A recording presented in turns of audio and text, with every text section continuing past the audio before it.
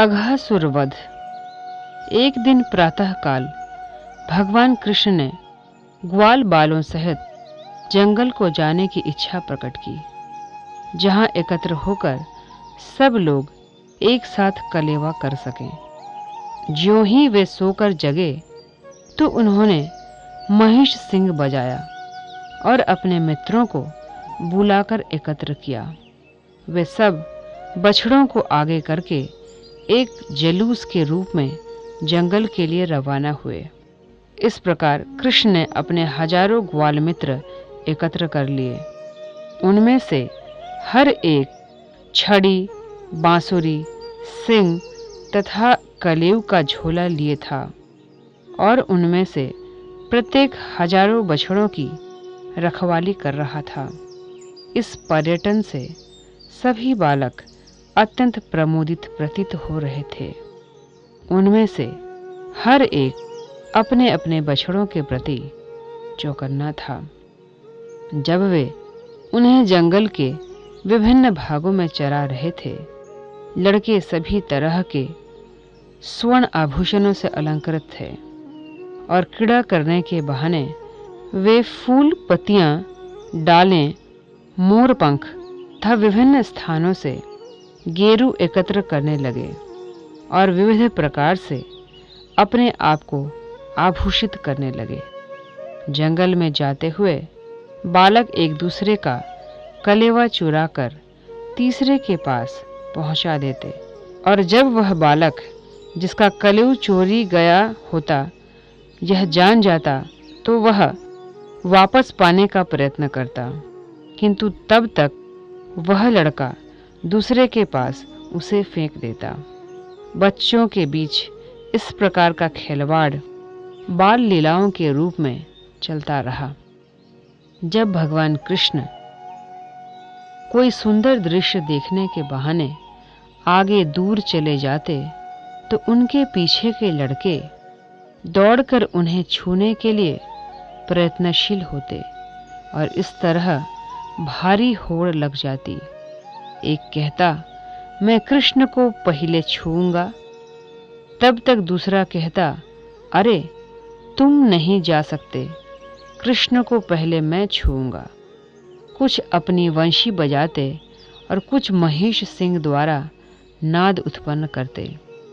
उनमें से कुछ प्रसन्नतापूर्वक मोरों का पीछा करने लगे और कुछ कोयल की बोली का अनुकरण करने लगे। कुछ लड़के आकाश में उड़ते पक्षियों की पृथ्वी पर पड़ रही छाया का अनुसरण करते हुए उसके साथ साथ चलने लगे। कुछ बंदरों के पास जाकर उनकी बगल में चुपके बैठ गए। कुछ एक मोर नृत्य का अनुकरण करने लगे। कुछ बंदरों की पूंछ पकड़कर उनके साथ खेलते और जब बंदर वृक्षों पर कूदते तो बच्चे भी उनका अनुकरण करते। जब कोई बंदर अपना चेहरा और अपने दांत दिखाते तो कोई लड़का उसकी नकल करके उसे भी अपने दांत दिखाता।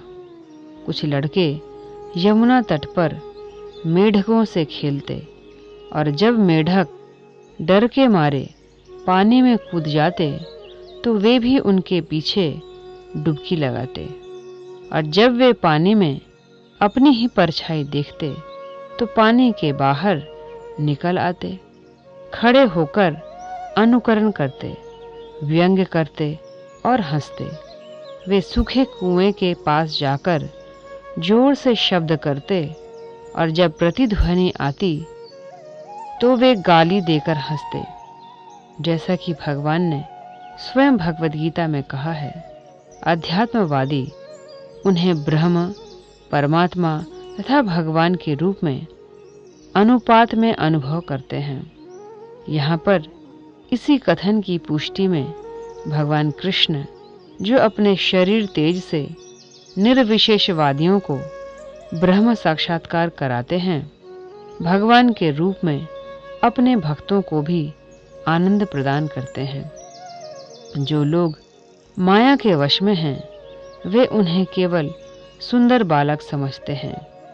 फिर भी उन्होंने अपने साथ खेलने वाले ग्वालों को पूर्ण दिव्य आनंद प्रदान किया। पुण्यों के संचित होने पर ही वे ग्वाल बाल भगवान की संगति करने का लाभ उठा पाए। भला वृंदावन वासियों के दिव्य भाग्य का अनुमान कौन लगा सकता है।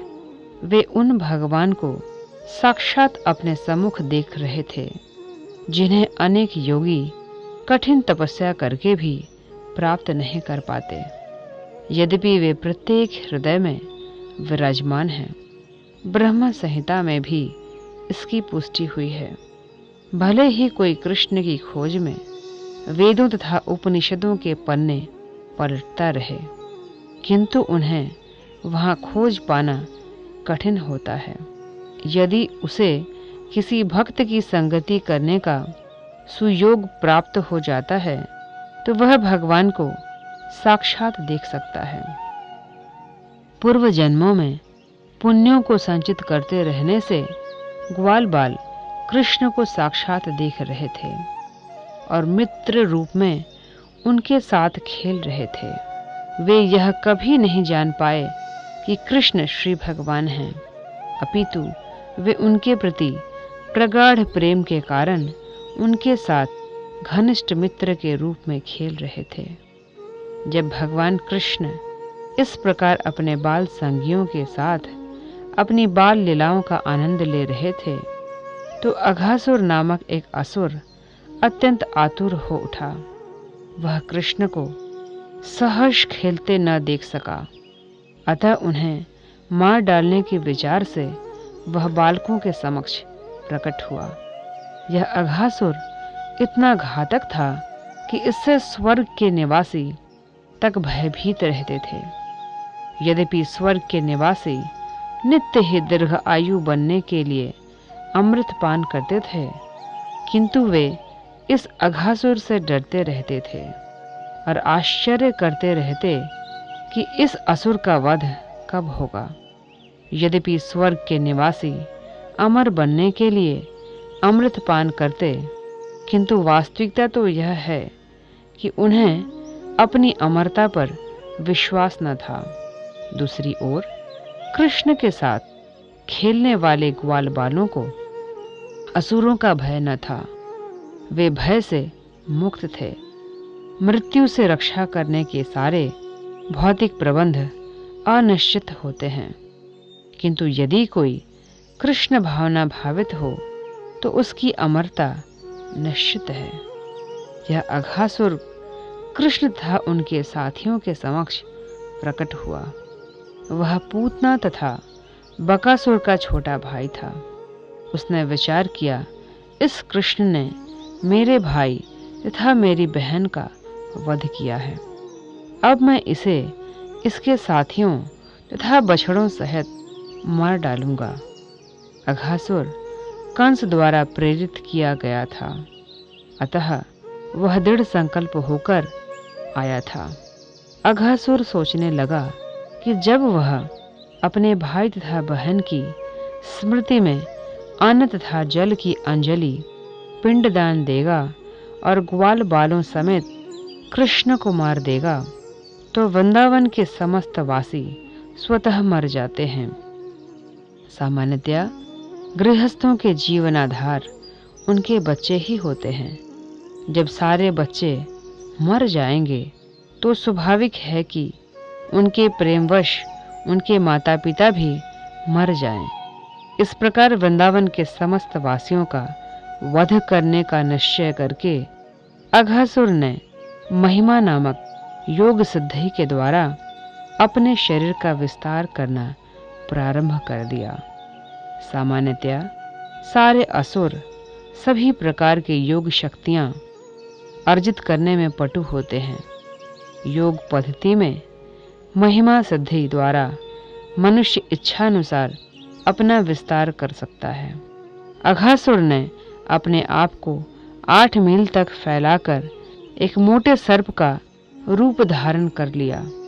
ऐसा आश्चर्यजनक शरीर प्राप्त करके उसने अपना मुंह पर्वत की गुफा के समान खोल लिया और कृष्ण तथा बलराम समेत समस्त बालकों को तुरंत निगल जाने की इच्छा से रास्ते पर बैठ गया। इस असुर ने भारी मोटे सर्प के रूप में अपने ओंठ पृथ्वी से आकाश तक फैला लिए। उसका निचला ओंठ पृथ्वी पर था और ऊपरी ओंठ बादलों को छू रहा था। उसके जबड़े एक विशाल अंतहीन पर्वत की गुफा जैसे लग रहे थे और उसके दांत पर्वत शिखरों की भांति प्रतीत हो रहे थे।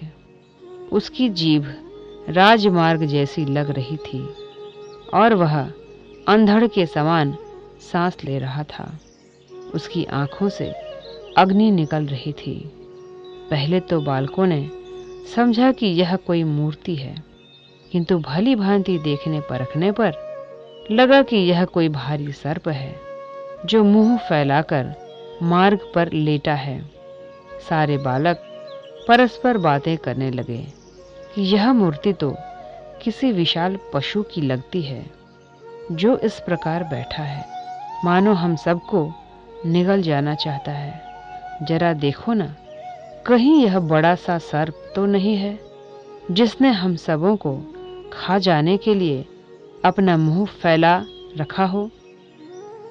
उनमें से एक बोला, हाँ, तुम्हारा कहना ठीक है। इस जानवर का ऊपरी ओंठ सूर्य प्रकाश जैसा प्रतीत होता है और इसका निचला ओंठ भूमि पर लाल लाल सूर्य प्रकाश के प्रतिबिंब जैसा लगता है। मित्रों, इस जानवर के मुंह की दाईं और बाईं ओर तो देखो। इसका मुंह एक विशाल पर्वत गुफा जैसा लग रहा है और इसकी ऊंचाई का कोई अनुमान नहीं लगाया जा सकता। इसकी ठुड्डी पर्वत शिखर की भांति उठी हुई है। यह लंबा सा राजमार्ग उसकी जीभ लगता है और इसके मुंह के भीतर वैसा ही अंधकार है जैसा पर्वत गुफा के भीतर होता है। यह गर्म हवा जो अंधड़ जैसी बह रही है उसका श्वास है और उसके मुख से निकलने वाली सड़ी मछली जैसी दुर्गंध उसकी आंतों की गंध है। फिर उन सबों ने परस्पर मंत्रणा की, यदि हम सभी इस विशाल सर्प के मुंह में एक साथ प्रवेश कर चलें तो भला यह हम सबको कैसे निगल पाएगा, और यदि हम सबको एक साथ निगल भी जाए तो कृष्ण को कैसे निगल पाएगा। कृष्ण इसे तुरंत मार डालेंगे, जैसा कि उन्होंने बकासुर को किया था।